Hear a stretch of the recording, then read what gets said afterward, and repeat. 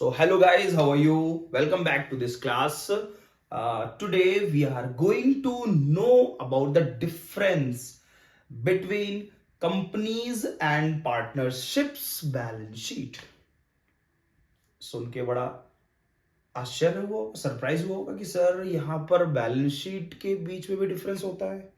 बिल्कुल हाँ।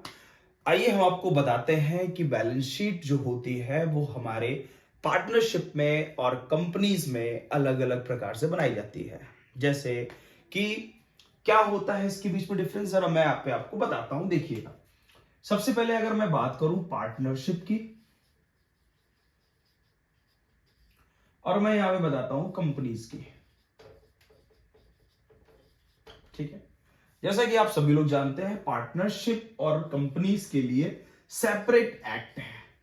पार्टनरशिप के लिए एक्ट है 1932 और कंपनीज के लिए एक्ट बनाया गया है 2030, जो कि रिवाइज्ड है। किसका रिवाइज्ड है? 1956 का। 1956 का रिवाइज्ड 2013 है। ठीक है, इसको और भी रिवाइज किया गया। 14 में कुछ चीजें चेंज की गई थी। लेकिन अब बात करते हैं हम बैलेंस शीट की। दोनों में अलग अलग बैलेंस शीट बनाई जाती है। ऐसा क्यों मैं बोल रहा हूं?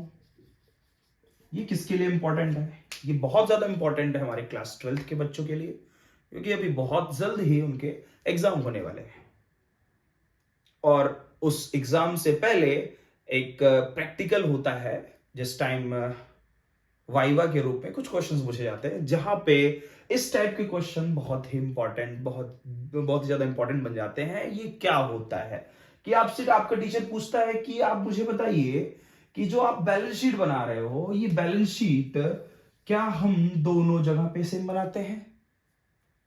अब आपका प्रश्न आंसर होगा कि सर ये तो हमारे स्कूल में बताया ही नहीं गया, ये हमारे टीचर ने बताया ही नहीं कि सर बैलेंस शीट कैसे अलग बन रही दोनों की। भाई होता तो एक साइड लायबिलिटी एक साइड एसेट्स है, दोनों जगह पे हम एसेट लायबिलिटी पढ़े हैं, तो ये कैसे अलग बन रही है? देखिए, कंपनीज के लिए जो बैलेंस शीट बनाई जाती है वो वर्टिकल फॉर्म में होती है। ठीक है, और जो पार्टनरशिप में बैलेंस शीट बनाई जाती है वो होती है हॉरिजॉन्टल फॉर्म में। हॉरिजॉन्टल फॉर्म में होती है। ठीक है, अब इसकी पहचान कैसे करेंगे सर? इस दोनों बैलेंस शीट को तो आपने बता दिया कि ये वर्टिकल हो गई और ये हॉरिजॉन्टल हो गई। इन दोनों का पहचान क्या है? देखिए, वर्टिकल में क्या होता है, यहां पे हम शेड्यूल 3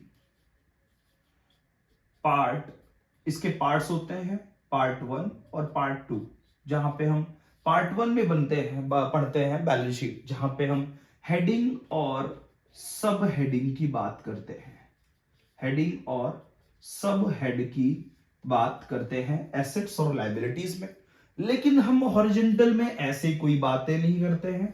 सीधे हम क्या करते हैं, टी शेप अकाउंट की तरीके से हम एक फॉर्मेट क्रिएट करते हैं, जहां पे हम लेफ्ट साइड में लायबिलिटी और राइट साइड में एसेट्स को दिखाकर अपने इस बैलेंस शीट को क्या करते हैं, दिखा के क्लोज कर देते हैं। ये होता है हॉरिजॉन्टल का फॉर्म में, जो कि हम पार्टनरशिप में पढ़ के रखे हैं। ठीक है, लेकिन हम कंपनीज में ऐसा नहीं करते हैं, क्योंकि हम कंपनीज के लिए जो शेड्यूल 3 है, इसमें कहा गया है आपको बैलेंस शीट तो बनानी है, लेकिन इस बैलेंस शीट में आपको एक ईयर का बैलेंस शो नहीं करना है, आपको डिफरेंट ईयर के बैलेंस को शो करने होंगे। जैसे यहाँ पे करंट ईयर, प्रीवियस ईयर, उसके लिए साथ उसके पहले ईयर्स के लिए ईयर्स का बैलेंस भी आपको दिखाना पड़ेगा। दैट्स व्हाई हम इसको एक वर्टिकल शेप देते हैं, और जहां पे हम अमाउंट को क्या करते हैं, फर्दर करते हैं, current year, previous year, and उसके बाद भी अगर हमसे पूछा जाता है तो हम उसको दिखाते हैं। ठीक है, तो इस प्रकार की चीजें होती है। लेकिन इसमें कुछ और भी चीजें होती हैं, जैसे कि अगर हम बात करते हैं ऑडिटिंग की, तो कंपनीज के लिए ऑडिटिंग करना अनिवार्य होता है। बट हम अगर पार्टनरशिप की बात करते हैं तो पार्टनरशिप की बैलेंस शीट का ऑडिटिंग करवाना ऑप्शनल होता है। मतलब आप करवा भी सकते हो और नहीं भी करवा सकते हो। अगर आप चाहो तो करवाओ और आप चाहो तो ना करवाओ। ठीक है, और बेसिकली ये सारी चीजें होती हैं बैलेंस शीट के फॉर्म में, जो कि आपको जानना बहुत जरूरी था आपके वाइवा के पॉइंट ऑफ व्यू से। Thank you.